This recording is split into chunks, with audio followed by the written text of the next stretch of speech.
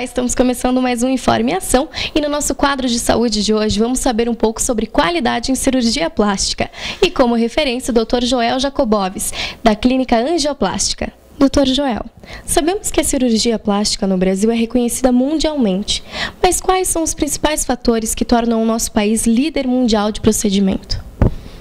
Veja, a cirurgia plástica no Brasil sempre foi levada muito a sério. Nós somos a sociedade de cirurgia plástica de maior tradição no mundo. Nós temos um histórico de grandes profissionais que se destacaram internacionalmente. E também o povo brasileiro é muito exigente. Isso faz com que a nossa especialidade tenha se desenvolvido tremendamente nos últimos 50 anos. E o fato de existir um número grande de procedimentos não tem também aumentado a preocupação com a questão da segurança e do resultado final? Certamente. A cirurgia plástica ela só pode ser feita com muita segurança. Hoje, aqui no Brasil, nós dispomos da melhor estrutura ou das melhores estruturas do mundo para a realização de uma cirurgia plástica com todo conforto, com toda tranquilidade e principalmente com toda a segurança. As estruturas hospitalares, centros cirúrgicos, equipamentos anestésicos, mas o mais importante são os profissionais altamente qualificados que o Brasil hoje dispõe. E por que temos que nos preocupar com a escolha de um bom profissional? Veja, eu acredito que se uma pessoa tem uma preocupação com o marceneiro que ela vai contratar, com o seu mecânico, no mínimo ela tem que se preocupar em saber para quem que ela vai direcionar a sua cirurgia e a sua saúde. A procura de um cirurgião plástico qualificado é o primeiro passo na busca de um resultado bem-sucedido. E doutor, sabemos que o senhor é reconhecido como uma das maiores referências nessa área. Conte-nos um pouco sobre a sua experiência profissional.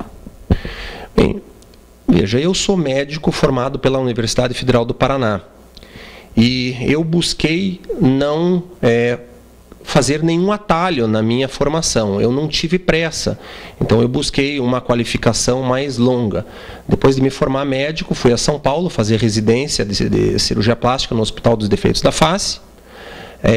Fui ao Rio de Janeiro trabalhar, onde eu tive a oportunidade de trabalhar com o professor Ivo Pitangui, que é uma referência internacional na nossa área, e depois fui aos Estados Unidos, onde fiquei um bom tempo na Universidade da Califórnia, em São Francisco, onde realizei junto com a Universidade Federal do Paraná o meu mestrado.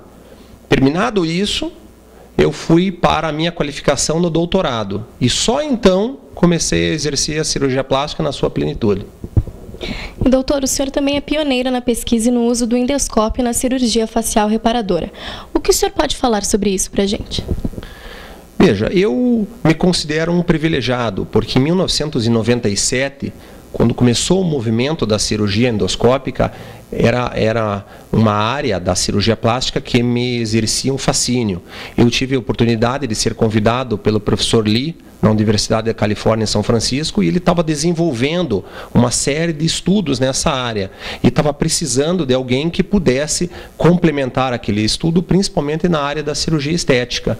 Depois de 2 anos, eu trouxe esse trabalho para o Brasil e aqui eu pude desenvolver a parte de cirurgia endoscópica reparadora e também a parte da cirurgia endoscópica em cirurgia estética. Isso propiciou alguns capítulos de livro, vários trabalhos, e nós hoje somos os pioneiros nessa área e temos a primeira publicação em língua portuguesa na área de cirurgia plástica endoscópica em face.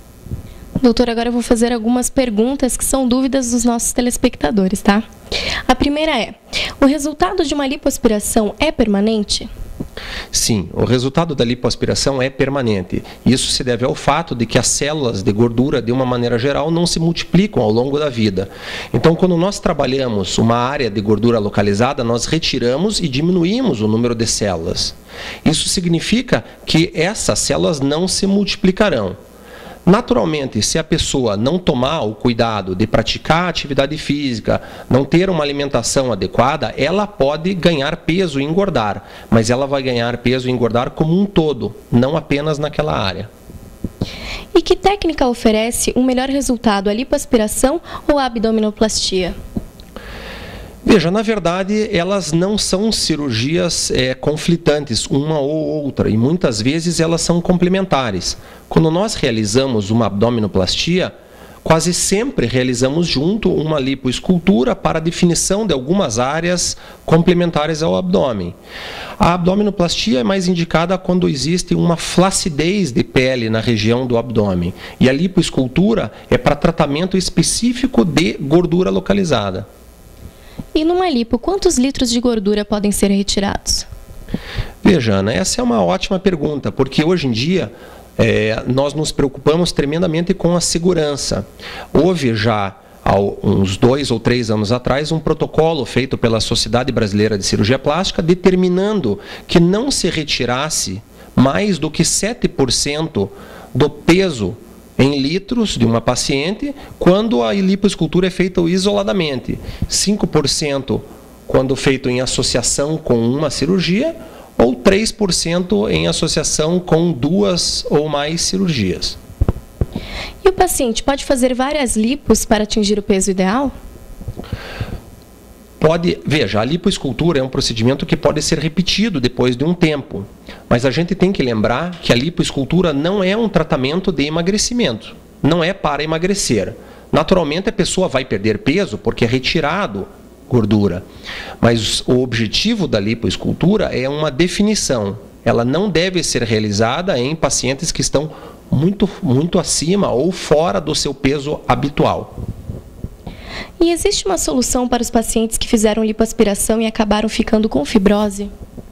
Sim, sem dúvida. O tratamento para isso não é fácil. O que precisa é uma identificação de sabermos se aquela pessoa realmente tem uma fibrose, que é uma cicatrização interna, ou se aquilo é apenas um processo transitório que irá melhorar à medida que haja o processo natural de recuperação do paciente. Mas existem alternativas complementares que são usadas exatamente para termos um resultado de melhor qualidade. E qualquer cirurgia plástica pode ser realizada com anestesia local? Não, não pode. Essa pergunta é muito importante e aqui a gente tem que esclarecer um detalhe que muitas vezes as pessoas não têm como certo. Mas a anestesia local, ela serve apenas para pequenos procedimentos. A anestesia local, quando feita em áreas extensas, ela não é uma anestesia segura. Ela é mais perigosa que uma anestesia do tipo peridural assistida ou uma anestesia geral quando empregado em áreas extensas. E alguns cirurgiões indicam a colocação de próteses de silicone através do músculo dos seios e outros não. Como a gente pode saber qual a melhor opção? Veja, existem opções alternativas de aonde que a prótese irá ficar. Se ela vai ficar atrás da musculatura ou se ela vai ficar atrás da glândula mamária. E existe ainda a terceira alternativa, que hoje em dia é a mais frequente, é a colocação da prótese atrás da fáscia muscular, que é uma membrana que recobre o músculo. Tá? Cada caso tem que ser avaliado individualmente e não existe uma posição melhor do que a outra, mas cada paciente terá a opção que é melhor para o seu caso. E quantos meses após o parto pode ser feita uma lipoaspiração? Habitualmente nós recomendamos que nada seja feito antes de 6 meses após um parto, mas principalmente não deve ser feito nenhum procedimento de cirurgia eletiva, cirurgia estética, antes de 3 meses depois da mãe encerrar o processo de amamentação, e isso é o mais importante. E agora, para os telespectadores que têm dúvidas, qual a melhor forma para entrar em contato com vocês?